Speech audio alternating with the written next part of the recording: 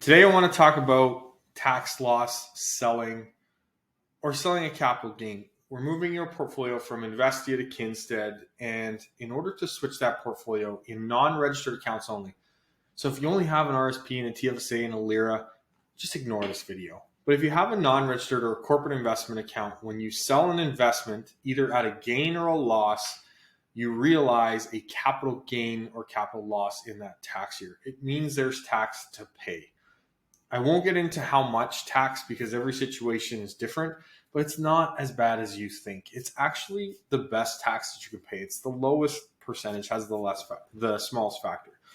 The point of this video, though, is to talk more about making tax planning decisions versus investment decisions. There is an expression, do not let the tail wag the dog. And in this case, the tail is tax consequences, the dog is your investments.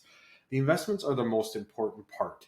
What is your money doing? Is it working for you? Is it the appropriate risk tolerance? All of those kind of questions that we've asked before. What's going into your investments? And the tail is the tax consequence. There's going to be tax to pay. You have the luxury of having money and investments that you've worked hard for that are now making money, and you have to pay some tax on it. It sucks. My job, Kinstead job, is to manage those capital gains. So we try not to do everything in one fell swoop. And if there's going to be a tax bill, we're going to give you a heads up. You're going to get that communicated to you beforehand. And if there's a loss, which it happens, if there's a loss, we can carry that forward to the next year. So if there's a gain, you can write it off and pay no tax next year. So just want to let you know there's a tax planning side of this that we don't often talk about, but because we are changing investment strategies from Investia to Kinstead, from mutual funds to institutional funds, there's going to be the occasional tax consequence. Okay.